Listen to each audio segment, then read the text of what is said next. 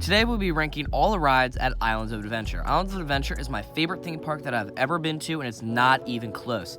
It has one of the best and diverse lineups in the world, and I will be ranking all of the rides. Before we start, out of the 19 rides at Islands of Adventure, there actually are some that I haven't done, being Hogwarts Express, Carousel, Dudley Do Rights Ripsaw Falls, One Fish, Two Fish, Red Fish, Blue Fish, Popeyes and Bluto's Bill Drap Barges, and Storm Accelerator. I'll update the list as I get the chance to ride these attractions, but out of the 12 that I have ridden, I'll be ranking them. In last place, the only bad ride in the park is Cat in the Hat. The ride is just outdated and needs an update or just being removed altogether. Next up is High in the Sky Seuss Trolley Train. This ride is fine, just a light train ride around Dr. Seuss Land, but the music is really annoying and it's through the entire queue and it just isn't good. In 10th place is Flight of the Hippogriff.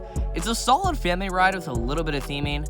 The ride experience is solid for this type of ride, and the Griffith animatronic by the lift hill is super cool. After Flight of the Hippogriff, we have the other family coaster, Pterodon Flyers. This ride is better than Flight of the Hippogriff for the fact that it has way better views.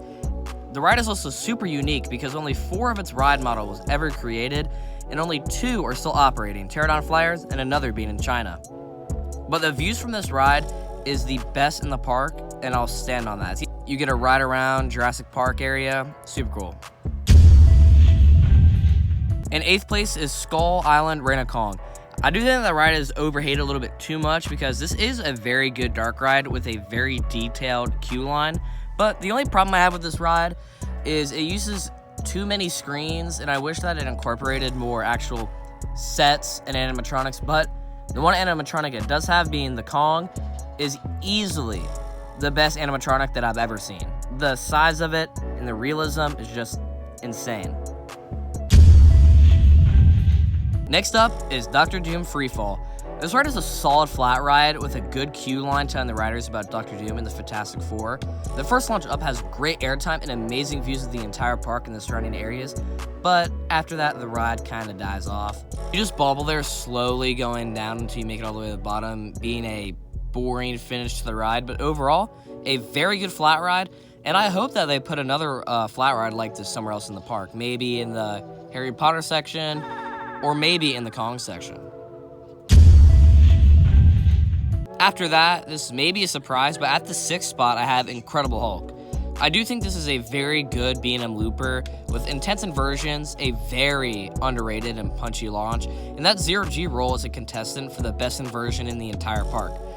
But it is just a normal B&M looper, and I get it that it's intense and better than most of the other ones, but B&M loopers are not my favorite type of ride. It has almost no airtime, and it has one of the more lackluster queue lines in the park. It is still very good, but compared to the others, it's just not as good. Out of all the 5 rides left, I think all 5 of them can be almost interchangeable with one another. And out of all the rides that I haven't ridden, I don't think that any of them are going into the top 5, so I think this is my definitive top 5 even after riding some of the rides that I haven't ridden so far. But there does have to be a 5th place spot, and that's going to be Adventures of Spider-Man is a classic dark ride, and the fact that it opened in 1999 and the technology that it uses is super impressive.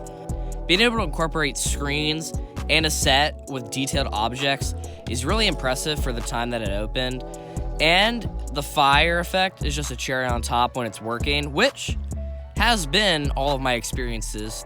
My only problem with this ride is that the queue line is pretty outdated, which I know that's the theme they're trying to go for, but personally for me, I understand why they have it, but it's just a little outdated for me. In 4th place is Jurassic Park River Adventure. I know it might be a surprise that it's over Spider-Man and over these other rides, but this is the best water ride in the park in my opinion. Even if I haven't been on the other 2, I don't think it'll be better than this. This is just a perfect water ride for me. The slow and scenic start and then the chaos breaking loose entering the raptor paddock is just amazing and different compared to the others. And the final drop is probably the best out of, I know, all the water rides I've been on, and probably the best of the park. I do think they should preserve this classic and not repurpose it into the Jurassic World theming, just because I like the classic feel, and I know the new ones look cool, but it's just a classic. It's like, gotta stay, and that's why it's at number 4. Next up is Harry Potter and the Forbidden Journey. This is by far the best dark ride in the park, and I don't really think it's close. The queue line is elite, and the ride is even more elite. The robotic arm system is amazing, and by far the best vehicle ever created for a dark ride. It being able to turn you all types of ways is amazing because it can point you in the exact direction that the ride wants you to be in and that the Imagineers created it for. And the mix of screens and physical sets is just perfect down to the last detail, and it's genuinely the best dark ride ever made. At number 2 is Hagrid's Magical Creatures Motorbike Adventures. Hagrids is by far the best queue line out of all the rides here, which is saying something because it is a Universal park and all the rides that we've talked about so far have had amazing queue lines. I had to go far as to say that waiting 2 hours for this ride doesn't even feel that bad, because just looking around at all the little theming in each of the rooms is just amazing and just a fun thing to do while waiting for the ride. But it is also the best family ride in the entire world. It's not that intense, but having the world record 7 launches, the vertical spike, the backward section, and the drop track makes it easily the best family ride and arguably the most diverse ride in the park and in the entire world, just having all of these different elements in one ride. This would easily be the best ride in almost any park in the entire world, but there is one that is just a tiny bit better. At number 1 is Velocicoaster. I know you could probably tell that this was coming, but like, come on. It's so good. This ride is perfect. It having a mix of thrill and theming that we've never seen before. The fact that they took an intimate launch coaster and made it one of the most themed and detailed rides in the world is just spectacular. The queue is filled with a ton of dinos, and the animatronic Velociraptors are just super realistic. Also, the cameo by the Jurassic World actors is also pretty cool right before you get to the station. The first couple of elements in the Raptor paddock have good airtime, and the detailing on the rocks, they look real even though they're not. The second launch is so insane that it's genuinely one of the best launches that I've ever experienced, and it's just an LSM launch, and it's just a boost.